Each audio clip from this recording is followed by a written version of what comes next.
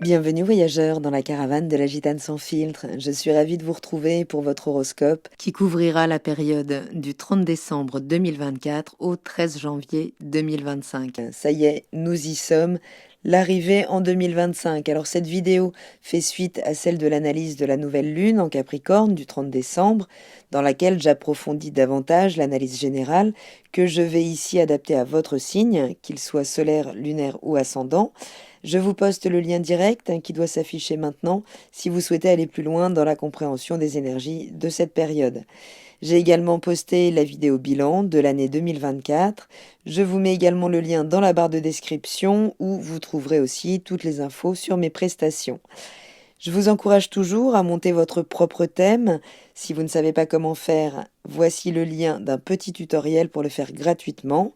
Et donc dans cet horoscope, je vous propose de voir quels secteurs de vie sont touchés par les énergies de ce nouveau cycle en Capricorne, puis dans un second temps, de voir l'évolution du ciel jusqu'à la prochaine pleine lune qui aura lieu en Cancer le 13 janvier, enfin quelques minutes avant le 14. Quels secteurs de vie donc seront au centre de votre attention à travers les ingrès lunaires, les changements de signes de la lune pour faire le tour du zodiaque en 28 jours. Si vous êtes Lion, ascendant Lion, ou si vous avez la lune dans le signe du Lion, la nouvelle lune, là, elle marque une nouvelle impulsion, un temps fort dans votre secteur 6, le secteur du quotidien, du travail, de la santé, de votre capacité à organiser ce quotidien. Donc on est typiquement dans les énergies là de bonne résolution de la nouvelle année, nouvelles responsabilités, nouveaux engagements vis-à-vis de vous dans ce secteur.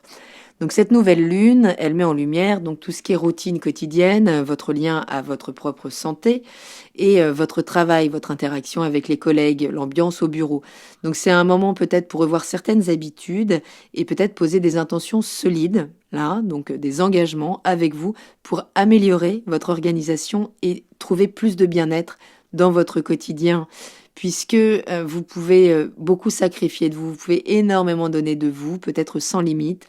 Et cette nouvelle lune, elle vous invite justement à adopter une approche plus pragmatique, peut-être plus disciplinée en termes d'hygiène de vie, mais pour rééquilibrer justement votre charge de travail et pouvoir préserver votre énergie. C'est Saturne qui maîtrise toute cette période. Donc oui, forcément, c'est pas l'ambiance la plus glamour, la plus chaleureuse de l'année, ça on l'aura compris. Saturne dans votre secteur 8 vous invite à poser des limites là dans votre manière finalement d'éponger la psyché des autres. Donc c'est une invitation à une transformation profonde, souvent liée aux ressources partagées, qu'elles soient matérielles, émotionnelle ou énergétique, puisque c'est aussi la maison du tabou, c'est aussi la maison donc des finances, mais des peurs enfouies. C'est également le secteur de la mort et de la renaissance, donc on peut parler aussi de peurs très ancrées en lien avec la mort et auxquelles vous pourriez là mettre des limites pendant cette période, puisque il pourrait y avoir la source là d'une forme d'empêchement à vivre votre quotidien de manière beaucoup plus fluide. Donc ça peut impliquer aussi un accroissement là de responsabilité, mais en tout cas, vous allez être amené vraiment à débloquer certains schémas psychologiques pour restructurer vos relations et vos dépendances. Il y a l'idée de mettre des limites à ce qui vous a été transmis, à prendre ce qui vous inspire et à rejeter ce qui vient intoxiquer vos systèmes et qui ne vous permettent pas donc, de contacter la vie de manière plus facile. C'est-à-dire que quand on vit par exemple dans une appréhension de la mort permanente, de l'autre, de ce qu'on aime ou autre, on est sur un qui-vive permanent qui nous détache de l'instant. C'est un système de projection que vous connaissez bien et qui peut être très étouffant finalement dans votre quotidien, qui fait que vous vous imposez un maximum de rigidité, mais plus d'espace de respiration, plus d'espace de joie. Donc Saturne est en carré, étant vraiment au moment de tension là à Mercure d'un côté qui est en Sagittaire justement dans votre secteur de prédilection, votre secteur d'expression créative, le secteur du jeu, de tout ce qui est ludique, de la joie, de la romance, des enfants aussi. Donc il y a l'idée de recontacter, de peut-être mieux communiquer avec votre enfant intérieur tout simplement pour finalement vous dégager de certaines responsabilités émotionnelles ou financières, Saturne en 8, qui finalement finalement vous dépassent, auxquelles il s'agirait d'imposer des limites. Donc vous pourriez ressentir des frustrations là, à équilibrer justement plaisir, engagement, rencontrer certains blocages peut-être dans l'expression de vos idées créatives, mais en tout cas ce transit, il exige vraiment un temps de réflexion avant d'agir ou avant d'exprimer qui vous êtes en adoptant une approche plus mature, c'est-à-dire moins autoritaire aussi vis-à-vis de vous, puisqu'il y a l'idée de décristalliser des schémas trop rigides, toujours avec Saturne, qui est également en tension à Jupiter qui rétrograde en Gémeaux dans votre secteur 11. Cette tension-là que vous avez pu ressentir déjà au mois d'août, qui s'est remanifestée plus intérieurement à Noël le 24 et qui viendra se manifester à nouveau en juin 2025, eh bien, vous permet de remettre en perspective vos structures internes psychiques et émotionnelles et vos projets, vos relations avec vos amis, vos projets associatifs, vos ambitions à long terme. Il y a vraiment l'idée là de métaboliser, en restituant finalement des émotions qui ne sont pas les vôtres, eh bien, vous pouvez vous réapproprier votre destin.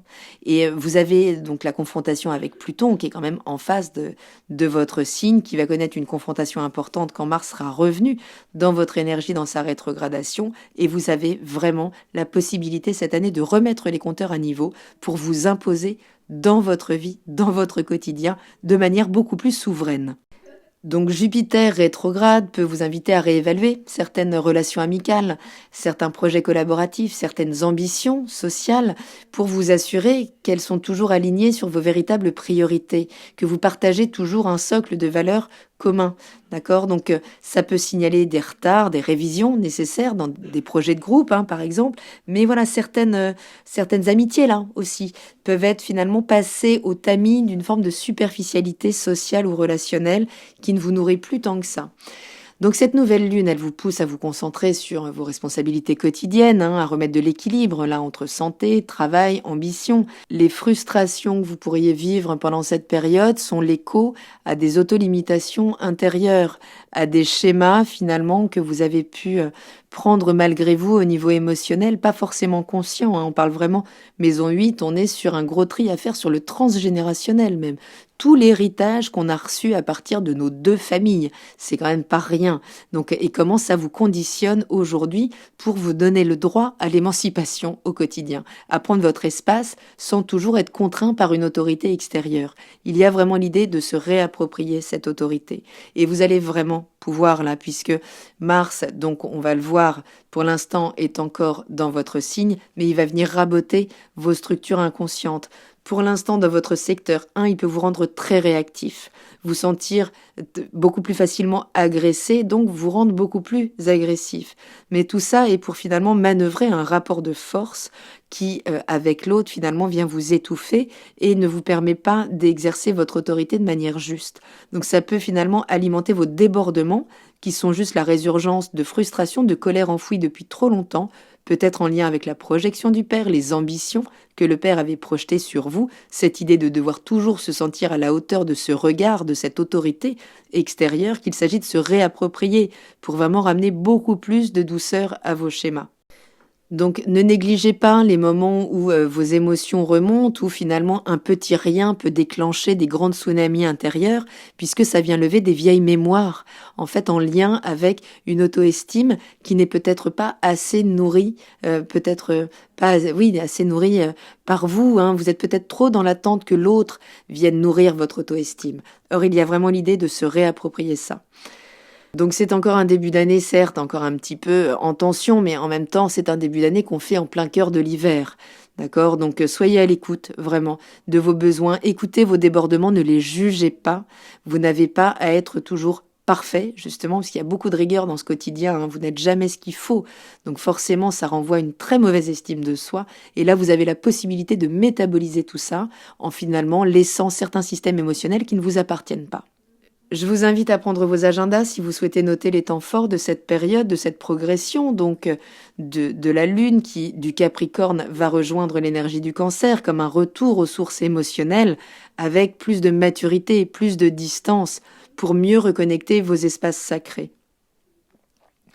Le 1er janvier, c'est la nouvelle année et la lune entre en Verseau dans votre secteur 7 pour 2 jours de focus sur vos modes relationnels. D'accord? Donc, dans ce secteur 7, elle va à un moment se retrouver conjointe à Pluton, peut-être pour faire remonter là des tensions, des angoisses, des rapports de force très puissants dans la relation et vous permettre vraiment là justement de mettre des limites, de mettre plus de maturité dans cette gestion en comprenant que chacun de vos débordements prennent leur source dans vos racines inconscientes, dans vos héritages émotionnels. Donc attention, il s'agira vraiment de cadrer là ces débordements puisque la Lune à un moment va croiser la conjonction de Cérès. Donc il peut y avoir des conséquences immédiates, assez radicales, si on néglige, si on ne traite pas ce qui remonte à la surface, ce qui demande à être abordé, donc avec maturité dans nos décisions, puisque avec Cérès, ça passe ou ça casse, et finalement on a très vite la conséquence de nos actions ou de nos réactions.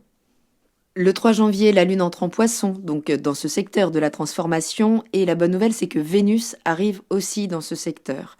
Donc qui est quand même un baume au cœur, justement, sur ces zones d'ombre, sur toutes ces zones qui doivent être transformées, mais qui véhiculent un certain passif, traumatique, conscient ou non. Donc un mois peut-être, alors pour vivre peut-être beaucoup de passion aussi, puisque c'est quand même l'espace où on peut vivre nos pulsions. Vous pourriez être particulièrement magnétique, là, avoir les sens vraiment décuplés et attirer des opportunités, qu'elles soient financières ou émotionnelles, pendant tout ce transit, pendant un mois. En tout cas, la capacité, vous, de ramener beaucoup plus d'empathie à vos systèmes intérieurs et de finalement revenir à plus de douceur, puisque c'est tout le processus de cette lune. Le 3 janvier, la Lune entre en Bélier dans votre secteur 9, où elle va croiser à un moment la trajectoire du nœud nord, qui est un point fictif. Donc, à nouveau, là, la possibilité donc de vous confronter à des rapports de force, puisque c'est Mars qui maîtrise donc toute cette lunaison de 2 jours, là, ce transit en Bélier, et qui donc rétrograde encore dans votre signe. Donc, il va venir stimuler certaines colères, certaines vieilles colères, pour finalement vous permettre de les exprimer différemment. D'accord ? Il y a l'idée de faire sa place à la colère, sans la juger, d'accord ? Mais pour la rendre constructive, puisque la colère, c'est aussi notre dynamique de motivation. Sauf que si on ne la métabolise pas, eh bien, elle déborde sur l'autre, avec toutes nos frustrations, et le premier qui passe prend sur lui, finalement, des rancœurs qui ne le concernent pas. Donc, vigilance, vous pourriez être vraiment très réactif, vous sentir facilement agressé. Entrer vraiment en hyper-réactivité. Donc ne faites pas là, de toutes les situations un cas personnel. Okay, il y a vraiment une invitation au discernement là, dans la projection justement de ces émotions. Le 7 janvier, la Lune entre en Taureau. Alors, pour faire un focus sur vos ambitions, votre vie publique, votre carrière, mais aussi peut-être un conflit avec la hiérarchie, là, quelqu'un avec qui il y a des rapports de force qui font qu'il va falloir vraiment revoir les choses. Surtout que ce même jour, Mars rentre dans l'énergie du Cancer, continue sa rétrogradation. Et donc, avant de revenir bientôt dans votre secteur 1, vous investir d'une nouvelle énergie, là, eh bien, vos actions, vos réactions demandent à être revisitées à nouveau sur les plans inconscients, sur vraiment vos structures psychiques, peut-être même ce avec quoi vous avez fait corps quand vous étiez dans le ventre de votre mère. C'est aussi le secteur de la gestation. Donc, peut-être par protection de la mère, avez-vous pris des blessures qui ne vous concernent pas et qui finalement aujourd'hui vous maintiennent dans des rapports de force, alors avec le féminin ou le masculin en fonction, mais qui en tout cas ici aussi doivent être reconnus, exprimés et lâchés. Donc sinon vous pourriez ressentir vraiment comme une forme de psychosomatisation, c'est-à-dire que ce qui n'est pas métabolisé par la conscience va s'imprimer dans le corps. Donc attention, il pourrait y avoir une grande nervosité pendant tout ce retour quand même de Mars dans ce secteur. Le 9 janvier, Mercure entre en Capricorne dans votre secteur 6 pour amener plus de clarté, plus d'échanges. D'accord, dans votre secteur du quotidien, des collègues, de la santé, ça peut être le moment de faire un bilan, là, des petites analyses pour prendre justement de nouvelles intentions, pour mieux prendre soin de vous au quotidien. En tout cas, plus d'échanges, peut-être de la contractualisation pour plus de responsabilité en termes professionnels. En tout cas, vous y verrez plus clair.